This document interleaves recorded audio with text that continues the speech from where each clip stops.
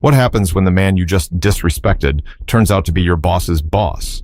It was just past 6:30 p.m. when Ruben Ellington pulled off Loop 101 and into the shaded driveway of the Sierra Marais Resort in Scottsdale, Arizona. The sun hadn't cooled down one bit, despite the early evening hour. The pavement shimmered with leftover heat, and the mountains in the distance were dyed orange and pink, like someone had brushed the sky with watercolor. Ruben reached for the gear shift, put the car in park, and let out a slow breath. In the back seat, his 9-year-old daughter, Aubrey, had finally dozed off, her cheek pressed against the car window, lips slightly parted. Her worn tablet had slid off her lap, showing a paused cartoon still on the screen. Ruben just sat there for a second, not moving, not thinking too hard, just taking it in. It had been a long drive from San Diego, 6 hours, counting the gas stops and a couple fast food bathroom breaks. And truth be told, he hadn't needed to make the trip, not personally at least, but something about it felt right, necessary. The Sierra Marais had just undergone a 6-month renovation under his management firm, and though Ruben owned the property, his name wasn't public. That was intentional. He liked keeping his investments quiet, but this trip wasn't about business. It was about a promise. Aubrey's birthday was in 2 days, and ever since she'd seen the photos of the hotel with the waterfall lobby, she hadn't stopped talking about it. So Ruben decided, skip the usual Disney trip, skip the noise, and bring her somewhere peaceful, just the two of them. He looked at her in the rearview mirror. "Hey, baby girl," he said softly, tapping the steering wheel. Aubrey stirred, blinking her eyes open. "Are we here?" Ruben smiled. "We're here." She perked up, stretching in her seat. "Can we swim tonight? Let's check in first, then see about that pool." He opened the door, stepping out into the dry heat. His knees cracked a little, a reminder of his time overseas, the kind of reminder that doesn't go away with age or comfort. He walked around to open Aubrey's door. She climbed out, holding her pink backpack like it was made of glass. Ruben didn't look like a man with wealth. He was in a navy t-shirt, cargo shorts, and some old running shoes that had seen better days. His hair was cropped close, his face clean-shaven, and his skin carried the shade of someone used to sunlight and discipline. Years in the Marines will do that to a man, but he wasn't here to be recognized. He was here to rest.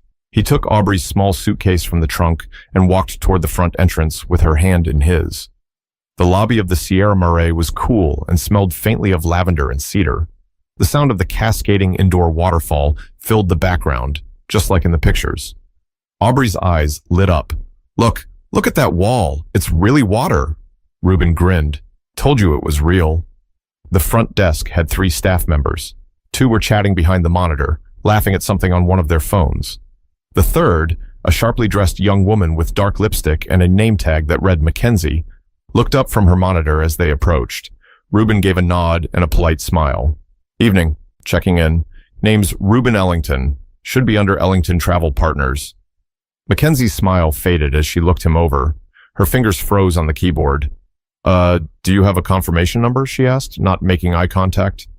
Ruben raised an eyebrow but kept his tone light. "Shouldn't need one. We own the property. I booked directly through the firm last week. 5 nights. Deluxe suite. Just me and my daughter." Mackenzie gave a tight smile. "One moment."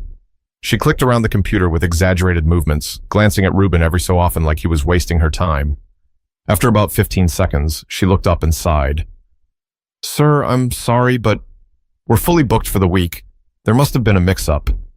Ruben blinked, confused. "That can't be right."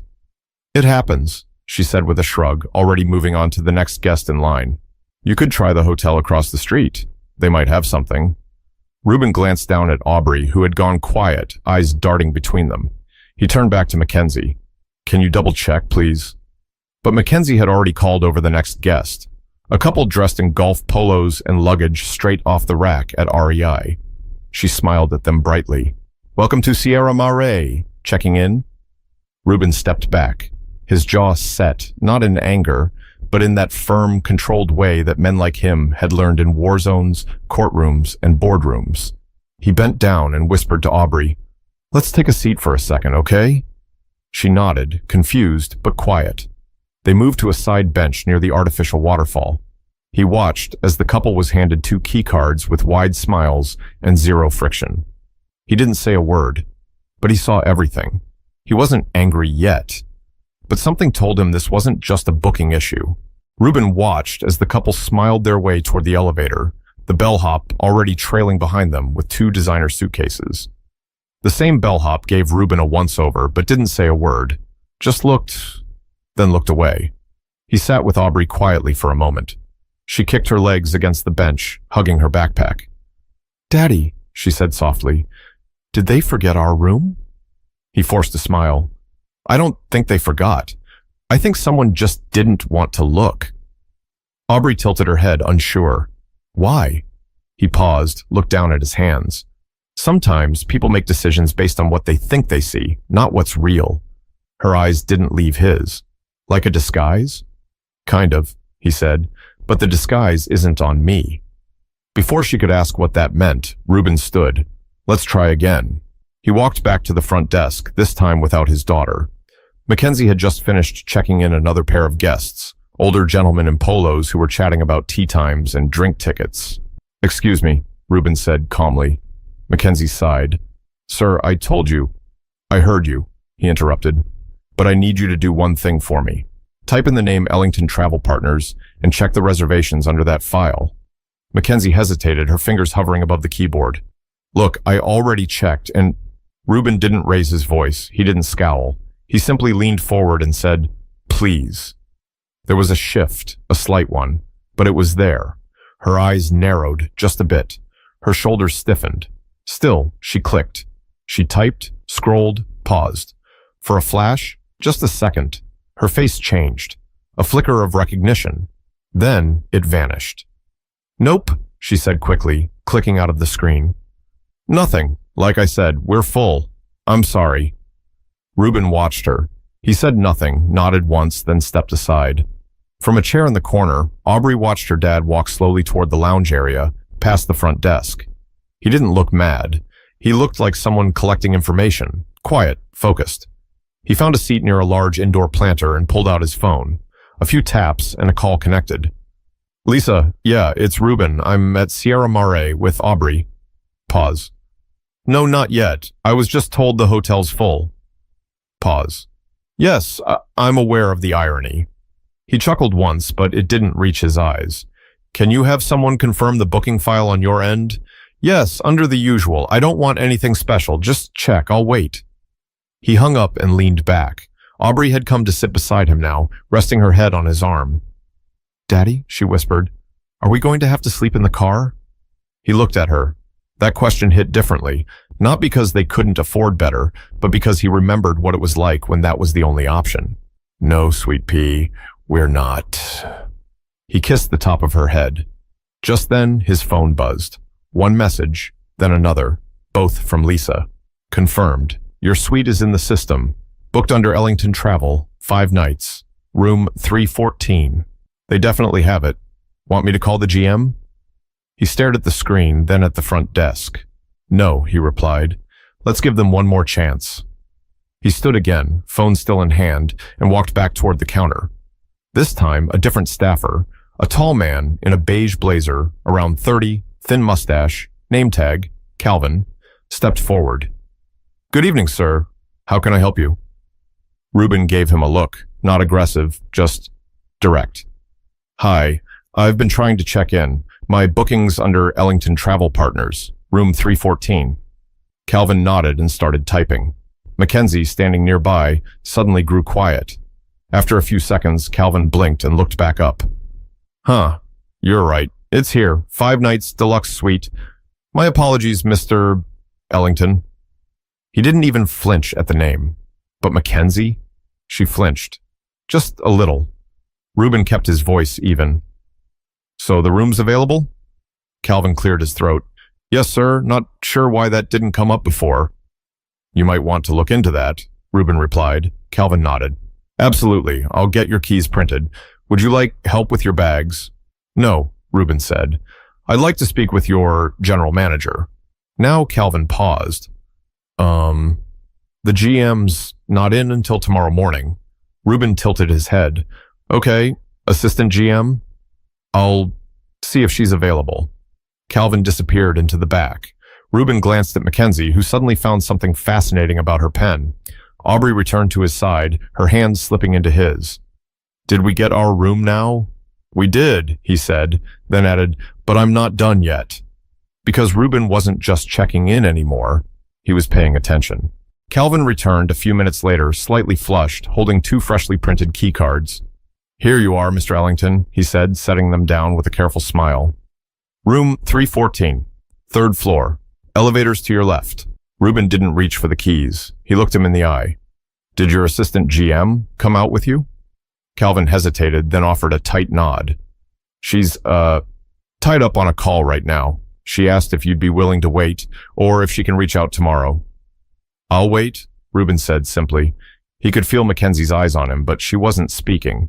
She stayed perfectly still, like hoping she'd disappear if she didn't move. Aubrey tugged at his shirt. "Can I go look at the waterfall while we wait?" He nodded. "Stay where I can see you." She skipped off a few feet and crouched near the low marble wall that held the cascading water. Her reflection shimmered in the glass, fascinated by the way her fingers distorted in the ripples. Ruben turned back to the desk. "You said the hotel was full." Mackenzie finally spoke. "Yes, earlier. I must have overlooked something." "That something was me," Ruben said. Calvin shifted awkwardly. "Look, I'm sure it was a simple mistake." "Was it?" He said it calmly, no anger, but the weight of the question landed like a brick. Calvin opened his mouth, then shut it. Mackenzie's posture had changed. Her face wasn't defensive now, it was embarrassed. Ruben picked up the key cards. "I'll go up and settle in, but later I'd like 10 minutes of your assistant GM's time. This isn't over." They both nodded silently. As Ruben and Aubrey stepped into the elevator, the door slid shut with a soft chime. He glanced down at his daughter. She looked up at him. Why didn't they want to give us our room? He thought for a moment, choosing his words. Because some people judge what they don't know. They see a guy in old sneakers with a kid in tow, and they don't think he belongs in a place like this. "But we do," she said. "You said we own it." "We do." "So, they made a mistake?" "They made a choice," he corrected, "and now it's my turn." Because Ruben hadn't come just for vacation anymore. Now it was about principle. They arrived at room 314. The suite was beautiful. Floor-to-ceiling windows opened to a view of Camelback Mountain. A long sectional faced a mounted TV. The decor was modern, clean, warm, just as he'd approved it in the renovation. Aubrey ran to the balcony. "Daddy, you can see the whole pool!" He joined her, watching the sunset over the desert horizon. The moment should have felt peaceful, but his jaw stayed tight. His phone buzzed again. Text from Lisa. "Want me to call the board, or legal?" He typed back, "No, but send the district director this number. Tell them I'm here until Thursday. If they want to know why their front desk just tried to walk off a paying guest, they can ask me." He put the phone down. 10 minutes later, there was a knock at the door. He opened it to find a woman in her late 40s, short-cropped blonde hair, blazer over a black top. Her badge read Amelia Rowe, Assistant General Manager. "Mr. Ellington," she said, catching her breath. "I'm sorry I didn't meet you earlier. I understand there was an issue with your check-in." "There was," he said, stepping aside. "Come in." She entered, clearly nervous. "I have already spoken with my team, and I just want to say how sincerely sorry I am. I'm not sure what happened, but it doesn't reflect how we run things here." Ruben sat down. She remained standing. "Tell me," he said, folding his hands. "Do you know who I am?" "Yes. After Calvin came back, I checked the records. You're on the ownership documentation through Ellington Travel Partners. You're the silent stakeholder." He nodded once. "So why do you think your staff told me this place was full?" Amelia shifted her weight, choosing her words carefully. I think they made assumptions, based on your appearance, based on things they shouldn't be using to evaluate a guest." "That's the right answer," Ruben said. "But I need to know, do you tolerate that kind of behavior here?" "No," she said firmly now. "I don't, and I will personally handle it." Ruben studied her. "Good, because I won't make a scene, but I will remember it." He stood. "I'm not here to embarrass anyone, but I believe in accountability. I built this hotel to be better, not just nicer furniture and better service, better values, you understand?" Amelia nodded quickly, Absolutely. I'll make sure it's addressed. He extended his hand. She shook it. Thank you for your time, he said. As she left, he closed the door and turned to Aubrey, who was now curled up on the couch, flipping through a resort magazine. Everything okay now? She asked. Getting there, he said. But Ruben wasn't finished watching. Not yet. The next morning, Ruben was up before the sun. Old habits, hard to shake. He brewed the in-room coffee, terrible stuff, but better than nothing, and stepped out onto the balcony. The air was cool, dry, and still. Below him, the pool was empty, the patio chairs perfectly aligned. He leaned against the railing, watching. He wasn't mad anymore. That had passed. Now? He was curious. What kind of place had this become when no one was looking? At 8 a.m., sharp, he and Aubrey headed downstairs. She wore her favorite orange dress with sneakers, hair in 2 poofy ponytails she insisted on doing herself. Ruben wore the same kind of outfit as before, plain t-shirt, old jeans, no watch, no labels. They looked like any father and daughter on a simple getaway. That was the point. As they passed through the lobby, he noticed Mackenzie at the desk again. Her smile was tight, eyes down, hands fidgeting with something under the counter. Calvin stood nearby, overly polite to the well-dressed guests who came in asking about the breakfast buffet. Ruben didn't stop.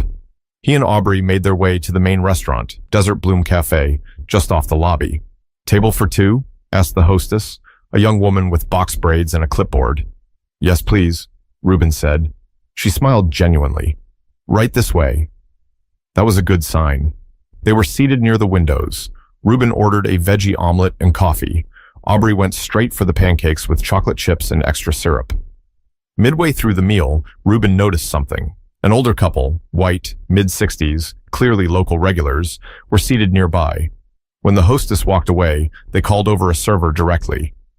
We don't want to sit this close, the man said. Can we be moved somewhere quieter? The server glanced around. The only nearby table was next to Ruben and Aubrey. She hesitated. The woman chimed in. We'd prefer to be away from all the activity. The word activity hung in the air. The man looked straight at Ruben when he said it. Ruben said nothing. The server, looking uncomfortable, walked them toward the other side of the restaurant, away from them. Aubrey didn't seem to notice. She was drawing a bunny on her napkin in syrup, but Ruben noticed, and so did someone else. The hostess, the same young woman who'd seated them, approached quietly a few minutes later. Everything okay over here? Ruben smiled. We're good, thanks. She lowered her voice a little. I just wanted to say, I saw that, and I'm sorry. That couple's known to be a bit sensitive. Ruben looked up at her. You handled it well. She nodded once. Thanks. Let me know if anyone else gives you trouble. She walked away, head high, back straight. Now that was someone worth investing in. By 10 a.m., they were back in the lobby. Ruben took a seat with his coffee and opened his phone, pretending to scroll. Aubrey sat nearby with her headphones, watching a movie. But he was watching everything. One guest, a younger black man in a suit, possibly in town for a conference, walked in and approached the front desk. Ruben saw Mackenzie tense immediately. The man was polite, handed over his ID, said his company had booked through the corporate rate. Mackenzie looked it up, then told him she didn't see it. He asked her to try again. She said there was nothing she could do, told him to call his company and come back with a confirmation. The man, clearly embarrassed but keeping his cool, stepped away and dialed his phone. 30 seconds later, Ruben stood up, walked up to the desk. Excuse me, he said to Calvin. Can I speak with Amelia? Calvin flinched like he'd been waiting for this moment. She's actually not in yet. Ruben turned to Mackenzie. You sure about that? Mackenzie's face paled. I'll check, Calvin said, already reaching for the phone. Ruben turned to the young man still on his call.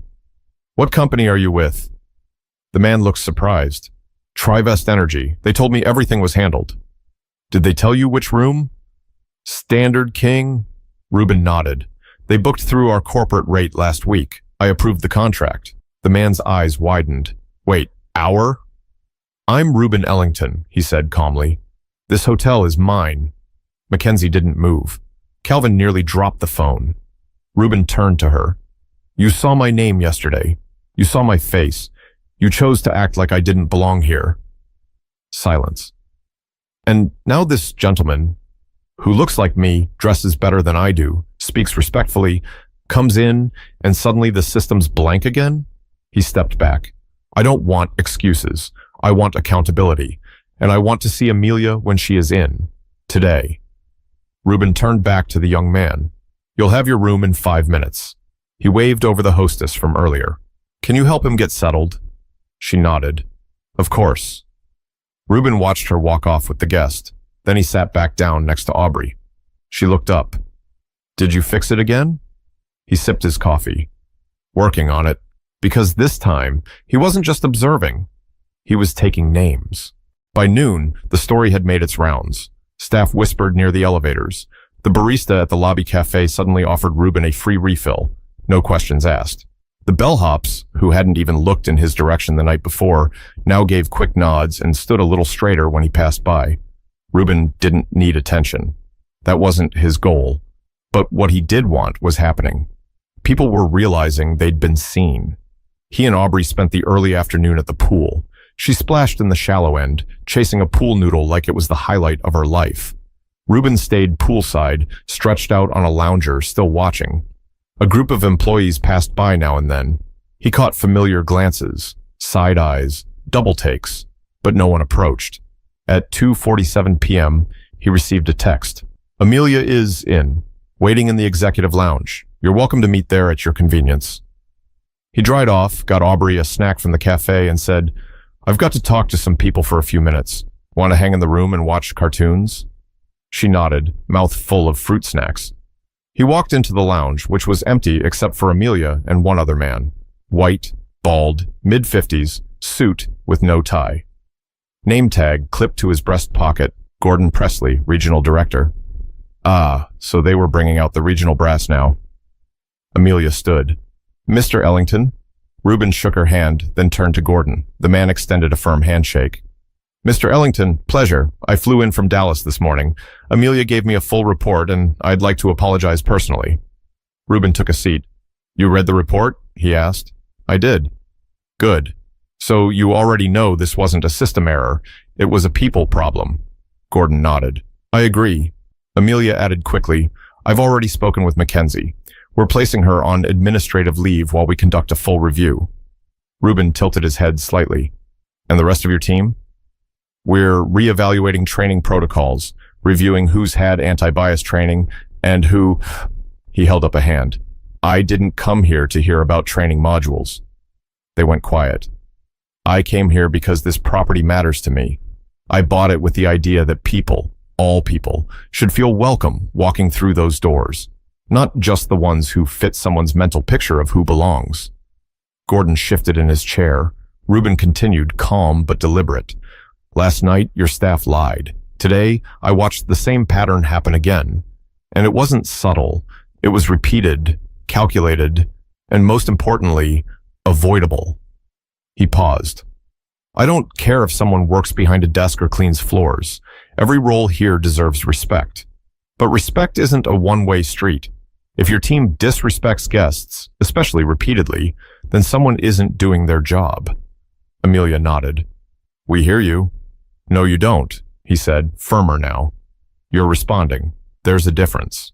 Gordon cleared his throat. So what would you like us to do? Ruben leaned forward, elbows on the table. I want more than disciplinary action. I want you to use this as a case study, something real, something your staff can't ignore. Not a module, not a slide deck. A meeting with names, details, consequences. They didn't interrupt. I want it clear this is not about me. It's about anyone who walks into this hotel, whether they're wearing loafers or flip-flops, whether they drove here in a rental or a Lexus. If your first response is to assume someone doesn't belong, you don't belong on my team. He stood. And I want every one of those guests, especially the ones who were brushed off, to be followed up with personally, with an apology, not a voucher. Gordon nodded slowly. Consider it done. Ruben looked at Amelia. You're good at your job, but don't cover for people who aren't. It brings down the whole house. I understand. He turned to leave, but paused at the door. Oh, and Gordon? Yes? Next time your team lets someone slip through like this, Make sure it's not a Marine who owns the place." He left the lounge without waiting for a response. Back in the elevator, Ruben exhaled. It wasn't anger anymore. It wasn't even disappointment. It was clarity. And sometimes, that's the most dangerous thing a person can have. He had given them their wake-up call. Now it was on them to decide what they'd do with it. The next morning felt different. Ruben noticed it the second he stepped off the elevator. The lobby had the same marble floors, the same indoor waterfall, the same scent of cedar and lavender. But the energy had shifted. Calvin greeted him first. Not with nerves this time, but something closer to humility. "Good morning, Mr. Ellington," he said, standing straighter. "Your daughter enjoy the pool yesterday?" Ruben nodded. "She did. Thank you." Calvin looked like he wanted to say more, but didn't. Instead, he gave a respectful nod and got back to work. In the restaurant, the hostess who had seated them before approached again. "Hey, I heard what you did," she said under her breath. "A lot of us really appreciate it." Ruben smiled. "You were already doing things right. That's what matters." After breakfast, Ruben and Aubrey walked the grounds together. She clung to his arm, swinging her feet off the edge of the decorative stone borders, humming some tune she'd made up. To her, this place was just a fancy hotel with a big pool and unlimited pancakes, and Ruben wanted to keep it that way, for now. But as they passed by the conference room hallway, Amelia stepped out. She was holding a clipboard, face serious, but not tense. "Mr. Ellington," she said, "do you have a moment?" Aubrey looked up at her father. He gave her a wink. "Go get your tablet from the room. I'll meet you up there." Once she was gone, Amelia cleared her throat. "I thought you should know. We held a full staff meeting this morning. Mandatory. I walked them through what happened. Names, details, everything." Ruben raised an eyebrow. "How'd they take it?" She didn't sugarcoat it. Some were defensive. A few were embarrassed. A couple tried to play dumb, but they listened. And I made it clear this wasn't optional growth. It was required. He nodded. "That's what I wanted to hear." "I also let them know you'd be speaking with corporate next week. They're interested in building this into our training materials chain-wide." Ruben chuckled. "Good. Maybe it'll keep someone else from going through this." Amelia offered a small, genuine smile. "For what it's worth, you didn't have to handle it this way. You could have made a public scene, called a press conference, gotten people fired on the spot." "Maybe," Ruben said, "but what would my daughter learn from that?" Amelia didn't answer right away. "She'd learn that power's something you swing," Ruben said, "not something you stand on. That's not what I want for her. I want her to understand respect, not revenge." Amelia looked down at her clipboard. "We'll do better, I promise you." "I believe you." He turned to go, then stopped. "Let me ask you something," he said over his shoulder. "If I'd walked in here wearing a suit, no kid, different last name, do you think this would have happened?" Amelia was honest. "No, probably not." Ruben nodded. "Then we both know what needs to change." Later that afternoon, Aubrey wanted to visit the gift shop downstairs. She had $10 of birthday money burning a hole in her pocket. As they browsed, Mackenzie entered the store quietly. She looked smaller than she had a few days ago. Not physically, just less sure, less sharp around the edges. "Mr. Ellington?" she said softly. He turned. "I wanted to say I'm sorry for how I treated you, for how I looked at you." Aubrey was thumbing through postcards nearby. "I've been thinking about it a lot, and I realized I assumed things I had no right to assume, and I can't take it back, but I'm sorry." Ruben studied her face. She meant it. You could tell when someone wasn't putting on a show. He gave a small nod. "Thank you for saying that." She looked relieved. "I don't expect you to forgive me, but—" "I do forgive you," he said, "but I won't forget, and neither should you." She swallowed and nodded. "I won't." As she walked away, Aubrey ran up, holding a stuffed javelina toy. "Daddy, can I get this?" He chuckled.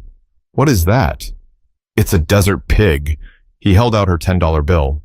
"It's all yours, boss." They spent the rest of the trip enjoying themselves. Pool days, room service, movies before bed. And for the first time in a long time, Ruben felt like he wasn't just fixing things. He was building something. On their final morning, as they loaded up the car, Calvin came outside with 2 cold water bottles and a paper bag. Just a little road snack for you and your daughter, he said. Muffins from the kitchen. No charge. Reuben accepted it. Thank you. Calvin looked him in the eye. We won't forget the lesson, sir. I hope not. He buckled Aubrey into the back seat, gave her a kiss on the forehead, and slid into the driver's seat. As they pulled away from the Sierra Marais, Aubrey said, Daddy? Yeah? You're like a secret superhero. He smiled. Nah, just your dad. Because sometimes the biggest power move is walking away with your head high and your hands clean. Don't judge people by what they wear, how they look, or what you think they can afford. Respect is free to give and costly to ignore. If this story made you think twice about the way we treat people based on first impressions, share it. Maybe someone who needs to hear it will see it at the right time. And if you've ever been on the other side of that front desk, stay patient. You never know who's watching.